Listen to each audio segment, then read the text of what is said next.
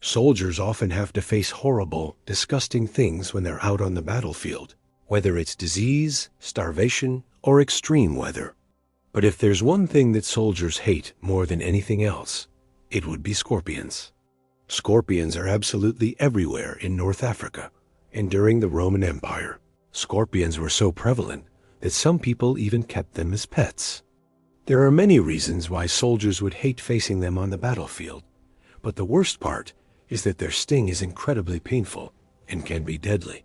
The Romans had to deal with these terrifying creatures when they invaded North Africa, and their scorpion problem was made even worse by the fact that the local tribes used them as weapons.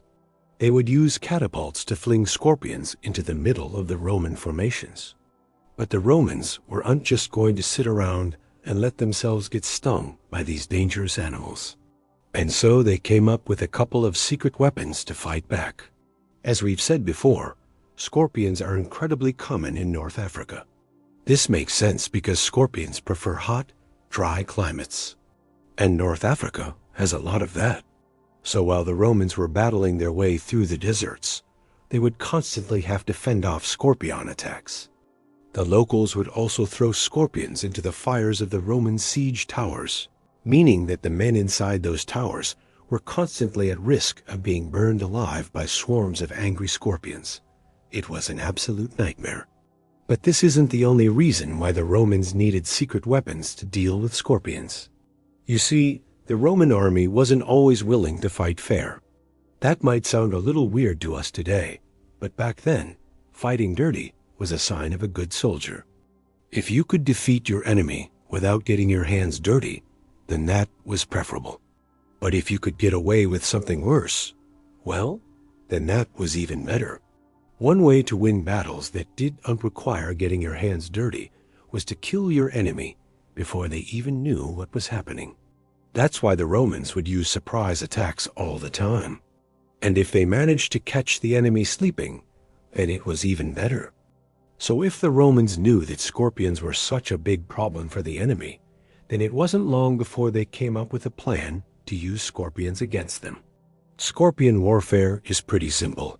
All you need is a large net, one end tied off, and plenty of scorpions. Once you had everything ready, you would place the scorpions in the net, bring it near the enemy camp, and then release the net. Scorpions are naturally skittish creatures, so they would run away from the noise and commotion. As soon as the net was released, they would scurry over to the nearest hiding hole, which just happened to be inside the enemy camp. Now, this doesn't sound like a very effective weapon at first, but don't forget that scorpions are deadly. These nets would be filled with hundreds, maybe even thousands of the dangerous creatures. So once the Roman army had thrown enough nets into the enemy camp, it would quickly become apparent that they were under attack from invisible assailants. The scorpions would scuttle across the camp, stinging anyone who got too close. Soldiers would drop to the ground, screaming in pain as the venomous stingers did their damage. But there were much bigger problems waiting for them. As the night wore on, things would only get worse because scorpions love nothing more than hunting roaches. And you can bet that a military camp is full of roaches. Those poor guys who had been stung and fallen to the ground would soon find themselves covered in hungry insects. Before long, they would be surrounded by dozens of cockroaches, feasting on their exposed flesh. It was a gruesome fate, but that didn't mean the Romans were done with their dirty tricks. Another way that the Romans used scorpions as weapons was with their siege towers. We've already mentioned how the Romans had to contend with scorpion-hurling catapults when they attacked enemy cities, but they also had a nasty trick of their own. At the top of their siege towers, the Romans would keep piles of dead animals, which they would throw onto the city walls. The residents of the besieged city would usually respond by hurling objects down onto the Romans, but sometimes they would respond in kind and hurl dead animals back at the Roman siege tower. The Romans understood that these projectiles could carry diseases that killed entire squads of men, so they started to deal with the problem by throwing scorpions instead. Scorpions would crawl over the dead animals and eat them, making them poisonous to other animals. This meant that if the defenders chose to hurl the dead animals back at the Romans, then they would be in for a nasty surprise. Not only would they have to deal with the weight of the dead animals falling on top of them, but they would also have to deal with poisonous scorpions pouring out of the pile. It wasn't long before the Romans were using scorpion-infested catapults as well. When the Romans were attacking a city, it wasn't just the men inside the catapults who were hurling objects over the walls.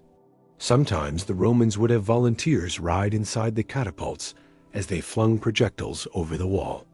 They would jump out of the catapults right before the sling went over the top, allowing them to land on the other side of the wall. These guys would then open the gates from the inside and let the rest of the Roman army pour through. But these brave souls also carried cages full of scorpions with them. They would hurl the cages over the city wall and watch as the citizens of the city panicked at the sight of the dangerous creatures. The Romans would then charge through the gates, and the citizens would flee, hoping to hide from the attackers.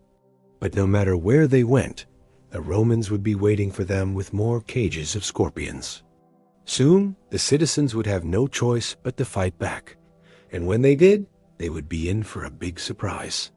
Not only did the Roman soldiers have swords and shields, but now they also had to deal with venomous scorpions. But perhaps the most disgusting way that the Romans used scorpions as weapons was when they attacked Carthage. During the Second Punic War, Hannibal Barca led his army of 60,000 men into Italy. His goal was to force the Romans to sue for peace, and he had managed to achieve this for quite some time. But eventually, Rome was able to send reinforcements to Italy, and Hannibal's forces were pushed back. He retreated all the way back to Carthage, which had now become the main front of the war. But Hannibal wasn't done fighting yet. He took his army north and attacked the Gauls, and when the Romans learned of this, they sent Scipio Africanus to stop him. Scipio found Hannibal's camp abandoned and decided to pillage it. What he didn't know was that the Carthaginians had a nasty trick up their sleeve. See, the Carthaginians knew that the Romans would probably loot their camp, so they left behind crates filled with scorpions. The Romans fell for the trap and picked up the crates, thinking that they were full of treasure. But as soon as they opened the crates, they were met with thousands of angry scorpions. They quickly dropped the crates and ran for their lives as the poisonous creatures poured out of the wooden boxes. It was one of the most humiliating defeats that the Romans ever suffered, but they were lucky that Hannibal didn't set up any more scorpion traps. If you enjoyed this video and want to learn more about the Roman army, stay tuned.